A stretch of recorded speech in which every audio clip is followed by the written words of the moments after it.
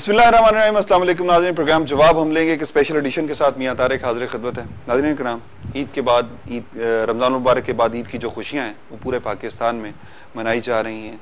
और खुशियाँ क्यों ना मनाई जाएँ कि जब इंसान पे जिस तरह आम एग्ज़ाम्स में दुनियावी इम्तहानात में इम्तहान देने के बाद जब रिज़ल्ट निकलता है तो खुशियाँ मनाता है। ईद उल फित्र भी यकीनन मुसलमानों के नतीजे का दिन है, रिज़ल्ट का दिन है कि जब वो पूरे महीने की इबादतों के बाद अपने रब के सामने सरबजूद होते हैं तो उनको जो इनाम व इकराम मिलते हैं वो यकीनन ईद के बाद, ईद के दिन से मिलना शुरू हो जाते हैं। ईद यूँ तो पूरे पाकिस्तान में जो पूरी दुनिया में मनाई जाती है, मुसलमान मनाते हैं, लेकिन ईद की खुशियाँ उस वक्त दोबाला हो जाती हैं जब आप अपने इर्द गिर्द अजीज़ो कारब जो आपके ज़रूरतमंद लोग हैं उनकी मदद करते हैं, उनको ईद की खुशियों में शामिल करते हैं, तो यकीनन जो है ईद की खुशियाँ दुबाला हो जाती हैं। और यकीनन हमें इस बात का भी थोड़ा सा ख्याल करना चाहिए कि हमारे अजीज़ो कारब के अलावा जो लोग गरीब हैं, हमारे अड़ोस पड़ोस में इर्द गिर्द जो लोग ऐसे ज़रूरतमंद हैं, जो सफ़ेद पोश हैं, जो किसी अपनी अना की वजह से किसी के आगे हाथ नहीं फैला सकते, हमें उन लोगों का भी ख्याल रखना होगा ताकि हम ईद की खुशियों को मुकम्मल तौर पर इंजॉय कर सकें। और वो खुशियाँ तभी हमें मिल सकती हैं जब हमारे इर्द गिर्द के लोग भी खुशियों में शामिल हों, हमारे वो ज़रूरतमंद बहन भाई भी हमारी खुशियों में शामिल हों। खुसूसन उन यतीम बच्चों का ख्याल रखना चाहिए क्योंकि हमारे नबी की सुन्नत भी है कि यतीमों की जो है देखभाल करना, तो हमें यकीनन उन यतीम और बेसहारा बच्चों का भी ख्याल करना चाहिए जिनके पेरेंट्स नहीं हैं या कोई भी नहीं है, तो उनकी मदद करनी चाहिए ताकि हम जो है अपने रब के सामने सुरखुरू हो सकें। नाज़रीन किराम, मैं आज की इस खुसूसी एडिशन में, खुसूसी शो में जो है हम सिर्फ सियासत पे आज बात नहीं करेंगे, हम सिर्फ गुफ्तगू करेंगे कि हमें ईद की खुशियाँ किस तरह एंजॉय करनी चाहिए। हमारा प्रोग्राम का आज का टॉपिक है पहला कतरा। हमें ईद की खुशियों के लिए किस तरह दूसरे लोगों के लिए पहला कतरा बनना होगा, हमें किस तरह अपने मुल्क के लिए पहला कतरा बनना होगा, हमें किस तरह अपने मुल्क के मसाइल के खात्मे के लिए पहला कतरा बनना होगा। ये फर्स्ट स्टेप हम किस तरह उठाएं कि ताकि हमारे मुल्क से बुराइयाँ, जो माशरती बुराइयाँ हैं, जो माशी बदहाली है, जो बेरोज़गारी है, जो बहरान चल रहे हैं इस वक्त, जो है वो सारे ख़त्म हो सके। नाज़रीन, आपको आज के प्रोग्राम में खुशामदीद कहते हैं और मेरे साथ आज के प्रोग्राम में शरीक गुफ्तगू है मोहतरमा दुर शहवार निसार साहबा, वुमेन कमेटी की चेयरपर्सन है KCCI की, और इनके साथ तशरीफ़ रखती हैं जनाब नाज बलोच साहबा। पाकिस्तान तहरीक इंसाफ से इनका ताल्लुक़ है और मैं बड़ा खुशामदीद कहता हूँ दोनों को। सबसे पहले मैडम आपसे मैं पूछ रहा हूँ, ईद कैसी गुजरी? है कि ईद देखें, हम लोगों की ईद एक रूटीन की बात होती है। मेरा ख्याल से हमें जो अपने से गरीब लोग हैं या जो बहुत जो ऐसे रिश्तेदार हैं, ईद पे सबसे ज़्यादा सेलिब्रेशन उन लोगों की हमें बल्कि नज़रअंदाज नहीं करनी चाहिए और लोगों को देखना चाहिए। इसलिए कि हमारे हजूर ने भी फरमाया है कि अगर अपने आप ज़कात खैरात के जो हों वो सबसे पहले अपने मोहल्ले में, रिश्तेदारों में, उसके बाद आप किसी फिर तीसरे को देखें। तो मेरा ख्याल है कि इस वजह से ईद के लिए हम लाज़िम बात है, उनके साथ अगर हमारी खुशियाँ नहीं हैं तो फिर ईद की खुशियाँ हमारे लिए भी मुकम्मल नहीं हैं। तो मेरा यही ख्याल है कि हमें अपने से जो हमेशा इंसान को अपने ऊपर से नहीं देखना चाहिए, जैसे कि वो तो हमेशा अपने नीचे वालों को देखना चाहिए। उससे आपको पता चलता है कि क्या प्रॉब्लम्स उनमें क्रिएट होंगी। और जब तक हम किसी के साथ नहीं मिलके चलेंगे, जब तक खुशियां हमारी, हमें उस हिसाब से वो दिली जो सुकून और खुशी मिलती है वो नहीं मिलेगी। नाज, आपकी ईद कैसे गुजरी? और आप तो माशाल्लाह से अभी ईदी वसूल कर रही होंगी। बिल्कुल, और बहुत अच्छी माशाल्लाह गुजर रही है ईद। लेकिन मैं ये कहना चाहूँगी कि ईद का जो दिन होता है ये बेसिकली सिलसिला होता है माह रमज़ान जो होता है, इसमें हमें तकवा का दर्स जो मिलता है और जो अखलाकियात का, हुकूकुल इबाद का और मुख्तलिफ ये जितनी भी हमें परहेजगारी का एक दर्स है, तो उसको, जी हाँ बिल्कुल, फिर उसको वहाँ पे फुल स्टॉप नहीं कर देना चाहिए। मैं समझती हूँ ईद की खुशियों के बाद इसको मजीद आगे कैरी ऑन करना चाहिए और इसी सिलसिले में, ताकि हम अपने से जो डाउन ट्रॉडन लोग हैं, जो डिप्राइव्ड लोग हैं, जिनको पूरा साल नेमतों से महरूम रहते हैं, और जिस किस्म की हमारे मुल्क में आपको पता है सूरत हाल है, महंगाई, बदअमनी वगैरह, तो इससे तो लोग दो चार हैं, लोगों को भी खुशियों का हक हासिल है। तो हमारा दीन, हमारा मजहब भी इसी की हमें तलकीन करता है कि ईद का त्यौहार है, खुशियों का त्यौहार है, अपने से नीचे देखें, लोगों की हेल्प करें, लोगों को खुशियाँ बांटें, और इसी में खुशी है, खुशी दूसरों को बांटने से आपको मिलती है।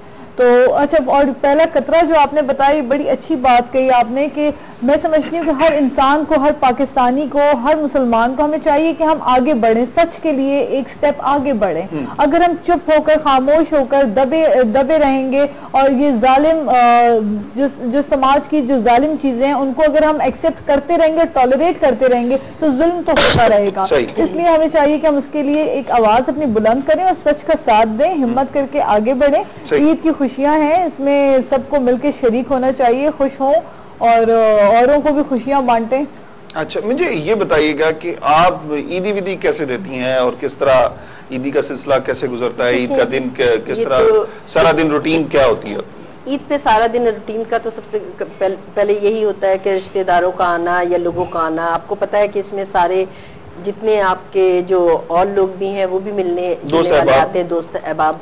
तो एक इससे मिलने जुलने का भी मतलब वो प्रोवाइड हो जाता है कि आजकल की मसरूफ लाइफ में ऐसा बहुत कम होता है। दूसरे ये है कि आपके जो सब ऑर्डिनेट होते हैं वो भी आपसे मिलने आते हैं, तो ज़रा बहुत अच्छा लगता है और उन्हें ईदी दे के बड़ी खुशी और मुसरत महसूस होती है कि कम से कम हम उन्हें कम से कम किसी तरीके से भी सेक्रीफाइस हमें करना चाहिए और हर वक्त उनको नज़र में उसमें रखना चाहिए, उनकी फैमिली को, बच्चों को। चौकीदार हैं सारी, मतलब सारे ऐसे कैटेगरीज के। तो आप जब तक खुशियाँ अकेले अपने लिए सोचेंगे, जब तक खुशियाँ मुकम्मल नहीं होती, जब तक आप दूसरे को खुशी नहीं देंगे। एज पॉलिटिकल लीडर इस दफा की ईद में क्या आप समझते हो, क्या तब्दीली आई आप में? क्या आपने पॉलिटिकल वर्कर्स के साथ ईद गुजारी तो उसमें आपको की क्या फीलिंग्स थी, लोगों की क्या फीलिंग्स होती हैं पॉलिटिकल वर्कर्स की खुसूसन? क्योंकि हमारे यहाँ सियासत में अमूमन ये है, ईदें जो हैं ये एक इकट्ठे होने का बहाना होती हैं। तो कैसा रहा आपका ईद का एक्सपीरियंस? बहुत अच्छा एक्सपीरियंस रहा, बल्कि ये कि रमजान से ही लगातार जो एक्सपीरियंसेस मिल रहे थे, थ्रू आउट कनेक्टेड हम रहे हैं अपने वर्कर्स के साथ, अफ्तार पार्टीज, और उसके अलावा हमारे टूर्नामेंट्स होते रहे हैं। हर इलाके में लोगों ने, हमारे यूथ ने टूर्नामेंट्स किए, क्रिकेट टूर्नामेंट्स हुए, उसमें हम लोग जाते रहे और उनकी हौसला अफजाई की। तो वो एक सिलसिला चलता आ रहा था। फिर अफ्तार पार्टीज, अफ्तार डिनर्स और उसके मुख्तलिफ किस्म के इवेंट्स होते रहे। फिर अब ईद है तो ईद में माशाल्लाह बड़े अच्छी एक एमालगमेशन हुई है, यूथ है, ISF है, हमारे जितने भी हैं वुमेन विंग, तमाम विंग्स आपस में एक दूसरे के साथ मिल रहे हैं, मुलाकात कर रहे हैं और एक सेलिब्रेशन हो रही है। लेकिन साथ ही साथ ये कि दिल में हमें फीलिंग्स हैं एक आम इंसान के लिए। तो हम अपनी कोशिश ये कर रहे हैं कि हमने अपनी पार्टी में ये मुनज़्ज़म एक सिस्टम रखा हुआ है कि हम कोशिश करें कि खुशियों को फैलाएं, जो अफोर्ड नहीं कर सकते उन लोगों तक खुशियां पहुंचाएं। तो हम अपनी भरपूर कोशिश करते हैं, जो हमसे हो सकता है हम पूरी कोशिश करते हैं खुशियां आगे ट्रांसफर करने की। एक चीज पहले होता था हमारे यहाँ, बिजनेस कम्युनिटी जो थी, आम और गरीब लोगों के लिए इवेंट्स और बाजार वगैरह रमजानुल मुबारक में बड़ी इस तरह के इनेकाद होता था। और अब ये हुआ कि वो सारे बाजार जो है बिजनेस कम्युनिटी के वो बड़े होटल्स में पहुंच चुके हैं, बड़े होटल्स में उनकी नुमाइश लगती है, बड़े होटल्स में चले गए जहाँ गरीब आदमी का जो है एक्सेस जो है वो नहीं है। क्या समझती हैं कि बिजनेस कम्युनिटी को किस तरह अवाम को सहूलियात फराहम करनी चाहिए? देखिए, बिल्कुल आपकी बात अपनी जगह बजा है, मगर इस टाइम बिजनेस कम्युनिटी जो है वो बहुत ही ज़्यादा प्रॉब्लम है। जिस तरह हमारे यहाँ लॉ एंड ऑर्डर की पोजीशन है, आपने देखा होगा, तो मतलब इसमें हमें, मतलब गरीबों को आप ये देखें कि हमें ये नहीं पता है कि कल यहाँ किस टाइम पे क्या हो जाएगा। आप नमाजों में या किसी भी रमज़ान के महीने में आपने देखा होगा कितनी प्रॉब्लम, रोज़ कोई ना कोई मर रहा है, कोई ना कोई। तो कोशिश यही होती है कि हम कोशिश ये करते हैं कि ज़्यादा से ज़्यादा मतलब वो करें, लोगों को मतलब सहूलतें प्रोवाइड करें। मगर चक्कर ये है कि अभी तक हमें अपनी ही पोजीशनें क्लियर नहीं नज़र आ रही हैं, जिसमें रोज़ माफिया का, भत्ते का और इसका, ये सारी चीज़ें हैं। तो जैसा आपने ये कहा है कि तारीख के बारिश, वो पहला कतरा, तो पहला कतरे के लिए मेरे ख्याल से अब तो यहाँ मतलब अब स्टार्ट हमें ले लेना चाहिए। लाजिम बात है, कोई ना कोई तो उठेगा। क्या ये जो माफियाज हैं ये अवाम से ज्यादा पावरफुल हैं? ये तो चंद लोग होते हैं। क्या हम इनका जो खौफ अवाम के ऊपर तारी हो चुका है, क्या हम उस खौफ का खात्मा नहीं कर सकते? देखिए, बिल्कुल वो इस टाइम पे अब ऐसा हो रहा है कि किसी को कोई अपने मतलब जान माल किसी की, आप देखें ना, मतलब वो हालात आ गए हैं कि लोग घरों में घुस के एक दूसरे को मार रहे हैं, रोड पे एक दूसरे से प्रॉब्लम है। रोज आप रमजान में आपने देखा, रमजान जिस तरह के आपको पता है कि ये महीना कितने बरकतों का, किस तरह से मुबारक है और किस तरह से हमें मतलब उसके नमाज सलवात हर की हमें तहजीब सिखाता है। मगर आपने ये देखा होगा कि उसके बावजूद आप यहाँ देखें कि कितनी प्रॉब्लम है। रमजान के हर रोज 4-5 लोगों का प्रॉब्लम जरूर हुआ है। बिल्कुल टारगेट किलिंग होती रही, सब कुछ है, किसी से गाड़ियां छीनी, मतलब जो अब जब तक आपकी सेफ्टी नहीं होगी तो आप कोई भी काम बिल्कुल आराम से नहीं कर सकते, और वो दूसरे को आप फैसिलिटेट भी नहीं कर सकते कि किसी गरीब के लिए क्या काम कर सकते हैं क्या। इसलिए कि लॉ एंड ऑर्डर की पोजीशन इतनी खराब है कि हमें खुद टाइम नहीं मिल रहा, हम अपने लिए अपने काम नहीं कर सकते, अपनी फैक्ट्रियों पे नहीं जा सकते, अपने वर्कर्स को नहीं वो कर सकते। आपने देखा है 2-2 महीने से फैक्ट्रियां बंद हैं और चली आ रही। तो अब मेरा ख्याल से जिस तरह आप ये कह रहे हैं, तो मैं तो कह रही हूँ आपने मैं थोड़ा सा इसको थोड़ा सा पोलिटिसाइज करना चाह रहा हूँ इस प्रोग्राम में, क्योंकि देखें जो सूरत हाल है, जिस तरह मैडम ने कहा है कि जी हमारी फैक्ट्रीज बंद हैं, बिजनेस बंद है, पते की पर्चियां आ रही हैं, लॉ एंड ऑर्डर की सिचुएशन है, रमजान मुबारक जैसे मुकद्दस महीने में टारगेट किलिंग जो है उरूज पे रही है, और हमारे वजीर दाखिला साहब और हमारे जो हुकूमती मशीनरी है वो ये सिर्फ यही जी आज हो जाएगा कल हो जाएगा करके, क्या किस तरह चेंज होगा ये सारा सिस्टम, किस तरह ये सारा सब कुछ खत्म होगा? देखिए तारिक, तब्दीली तो तब आएगी कि जब आपके पास इस निज़ाम से हम बाहर निकलेंगे, क्योंकि इस निज़ाम में रहते हुए तो आप ये देख लें कि अभी ये मैं नहीं कह रही, ये तो रिपोर्ट आई हुई है जो अभी लास्ट इजलास हुआ, पिछला इजलास हुआ था, उसमें secretary for water and electricity power generation के जो सेक्रेटरी हैं उन्होंने ये इंफॉर्मेशन दी है कि जो है सालाना हमें कितने अरब का नुकसान हो रहा है। ठीक है, 280 अरब का जो है एनुअल उन्होंने जो बताया कि डिफिसिट पड़ रहा है, और ये एनर्जी क्राइसिस का उन्होंने बावाज़े क्लियर होके बताया है कि इसमें कोई इंप्रूवमेंट नहीं आ सकती, क्योंकि गवर्नमेंट की विल नहीं है, ना गवर्नमेंट के पास कोई टेक्नोलॉजीज है, ना उनके पास कोई विल है इसको इम्प्रूव करने की। तो मकसद ये कि जिस तरह एनर्जी क्राइसिस है, ये जो प्रॉब्लम्स हैं, ये एक विल के तहत तब्दील होंगे। अगर आप में पॉलिटिकल विल नहीं है, आप नहीं चाहते इनको बदलना, तो आप अंडर द कारपेट हर दफा इन मामलात को डालते चले जाएंगे और ये मामलात जूं के तू नहीं बल्कि बढ़ते चले जाएंगे।